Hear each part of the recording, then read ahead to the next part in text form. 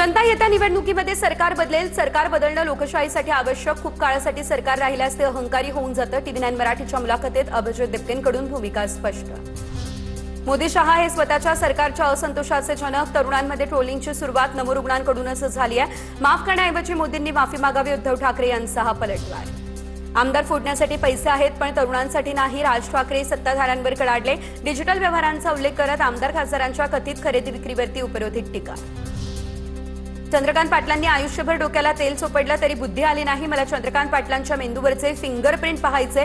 तर मनसे विद्यार्थी सेनेच्या मेळाव्यात राज ठाकरेंची ही जोरदार फटकेबाजी।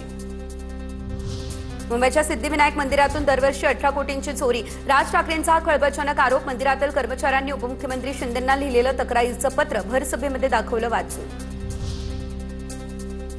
महाराष्ट्राच्या राजकारणामध्ये राज ठाकरेंची विश्वासार्हता शून्य, तर राज ठाकरे फक्त मिमिक्री आर्टिस्ट आणि स्टँड अप कॉमेडियन। राज ठाकरेंनी सिद्धिविनायक मंदिराबाबत केलेल्या वक्तव्यावरून साटम यांचीही टीका।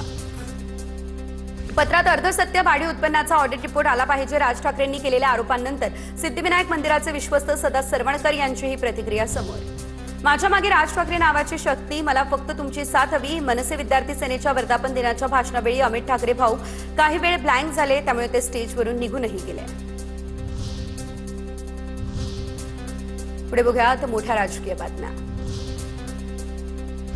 उपमुख्यमंत्री एकनाथ शिंदेंनी संजय शिरसाट आणि बच्चू कडूंना झापलं, तर महायुतीची भूमिका ठरलेली नसताना अभिजित दिपकेंना भेटायला परस्पर का गेला, शिंदेंकडून ही विचारणा। संजय शिरसाट आणि बच्चू कडूंच्या मनात नेमकं काय आहे हे स्पष्ट करावं, प्रसिद्धीसाठी अशा प्रकारची नौटंकी करणं बंद करावं। अभिजित दिपकेंबाबतच्या सोबतच्या भेटीवरून प्रवीण दरेकर यांचीही टीका। केंद्रीय गृहमंत्री अमित शहांच्या हस्ते एनएसए अजित डोवाल यांचा लोकमान्य टिळक राष्ट्रीय पुरस्कारानं सन्मान। देशाच्या सुरक्षा मोहिमांमध्ये महत्त्वपूर्ण भूमिका बजावल्यानं गौरव। लोकमान्य टिळक स्मारक ट्रस्टतर्फे हा पुरस्कार प्रदान। मोदी सरकारच्या ध्येयात अजित डोवाल यांचं मोठं योगदान। डोवालांमुळे 13 बॉम्बस्फोटांची प्रकरणं मार्गी लागली आहे। गृहमंत्री अमित शहांचं हे विधान। शहांकडून अण्णाभाऊ साठे आणि लोकमान्य टिळकांचेही गौरवोद्गार।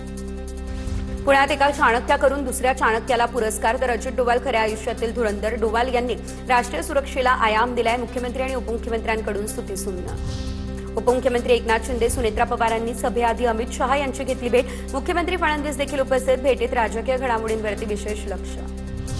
अमित शहा यांच्या पुणे दौऱ्यामध्ये राजकीय वातावरण तापलं। काँग्रेस आणि वंचितकडून ठिकठिकाणी निदर्शनं, तर काँग्रेस भवनसमोर भाजप कार्यकर्ते आक्रमक। पोलिसांकडून काही आंदोलकांची धरपकड। देशाचे गृहमंत्री रात्रीच्या अंधारात पुण्यात आले, पण 10 दिवस संसदेत आले नाही। अमित शहा नेमके कुणाला घाबरतात, टीका करत संजय राऊत यांचा हा सवाल। जालियनवाला बाग हत्याकांडानंतर देशात जंतर बंतर कांड घडलं। संजय राऊतांकडून अमित शहांचा जनरल कायरच उल्लेख, तर ठाकरे आणि राऊतांना कांड करण्याचं काम चांगलं जमतं, असा नवनाथ बन यांचा हा टोला। तर मोदींच्या नव्या व्हिडिओवरून जो वाद निर्माण झालेला आहे त्या संदर्भातल्या या टॉप 9 अपडेट्स। काही आंदोलक विद्यार्थ्यांनी मला आणि माझ्या आईला शिव्या दिल्या, शिवीगाळ केल्यानं कोणतीही समस्या सुटत नाही, मी रोज समजू शकतो। विद्यार्थी आपलेच त्यांना चांगला मार्ग दाखव। पंतप्रधान मोदींकडून पुन्हा रात्री नवा व्हिडिओ शेअर। संसदेच्या सभागृहातही शिवीगाळ केली जाते, मात्र नेत्यांवर गुन्हे दाखल नाही, मग विद्यार्थ्यांवर का? कायदा हा सर्वांना समान हवा, अभिजित दिपके यांचा हा सवाल। खालच्या भाषेत बोलू नये असं मोदींनी आपल्या पक्षातील लोकांनाही सांगावं। गेल्या 12 वर्षांमध्ये भाजपनं जे पेरलंय ते आता उगवायला सुरुवात झाली आहे। पंतप्रधान मोदींच्या व्हिडिओवरती राज ठाकरे यांचीही टीका। पंतप्रधानांवरती खालच्या शब्दांमध्ये टीका हे चुकीचं, पण दुसऱ्यांनाही आया असतात। मोदी म्हणतात शिवीगाळ करणाऱ्या त्या मुलांना माफ केलं, पण 12 वर्षांच्या अत्याचाराची माफी कोण मागणार, राज ठाकरे यांनी सुनावलं। विद्यार्थ्यांवरील कारवाईवरून आदित्य ठाकरे यांचा सरकारवर निशाणा, आंदोलकांना घरातून ताब्यात घेतलं जात असल्याचा आदित्य ठाकरे यांचा आरोप। आंदोलनामध्ये तरुणींसोबत गैरवर्तन करणाऱ्यांवर कारवाई, आदित्य ठाकरे यांचा हा सवाल। यूपीएससीचा पेपर कधी फुटत नाही, नीटचा पेपर कसा फुटतो, विद्यार्थ्यांवर लाठीचार्ज करणं हे योग्य आहे का, सुप्रिया सुळेंचा सवाल। विद्यार्थ्यांसोबत प्रेमाने बोलले असते तर ही वेळ आली नसती, सुप्रिया सुळे यांचा केंद्र सरकारवरती हा निशाणा। विद्यार्थ्यांवर पोलिसांकडून होणाऱ्या कारवाईबाबत प्रकाश राज यांचा आक्षेप, तर पालक मुलांच्या चुकीनंतर सुधारण्याची संधी देतात, पालक मुलांवर गुन्हा दाखल करत नाही, विद्यार्थ्यांच्या भावना समजून सरकारने जबाबदारी स्वीकारायला हवी, अशी ही प्रतिक्रिया। ज्येष्ठ अभिनेते मुकेश खन्ना यांचा कॉक्रोच जनता पार्टीवरती घणाघाती हल्ला, हे आंदोलन प्रायोजित असल्याचा आरोप। आंदोलनामध्ये सहभागी झालेले लोक खरोखरचे विद्यार्थी किंवा जेनझीचे प्रतिनिधी नसून काही पैशांसाठी देशात अस्थिरता निर्माण करणारे लोक आहेत, असं वक्तव्य। यानंतर पुढे बघूया टॉप 9 राजकीय घडामोडी।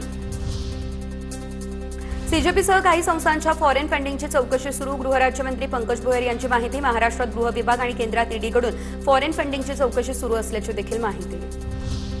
नाशिक शहरातील खड्ड्यांवरून राऊतांची गिरीश महाजन यांच्यावरती टीका. महाजन म्हणजे चंपतराय, कुंभमेळ्याच्या दानपेट्या लुटणार अशी टीका राऊतांनी केली. तर उबाठा संपवणारे संजय हे महाराष्ट्राचे संपत राऊत, नवनाथ बन यांचा हा टोला.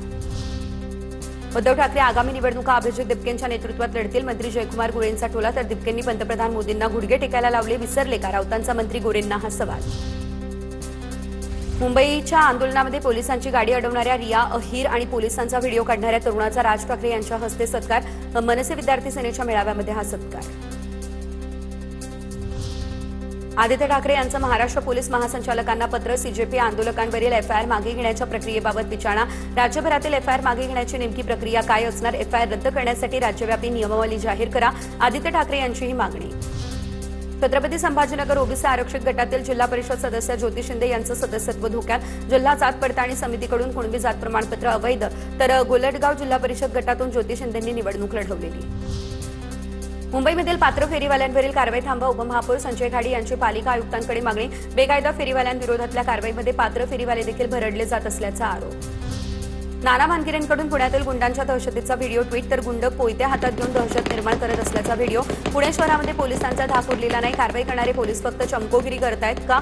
भानगिरे यांचा हा सवाल. लडाखमध्ये परतल्यानंतर आता वांगचुक यांच्याकडून व्हिडिओ संदेश जारी करण्यात आला. आश्वासनांची पूर्तता करा, सोनम वांगचुक यांचं सरकारला आवाहन. आंदोलनाचे मूळ मुद्दे आणि मागण्या विसरलेलो नाही, वांगचुक यांची प्रतिक्रिया.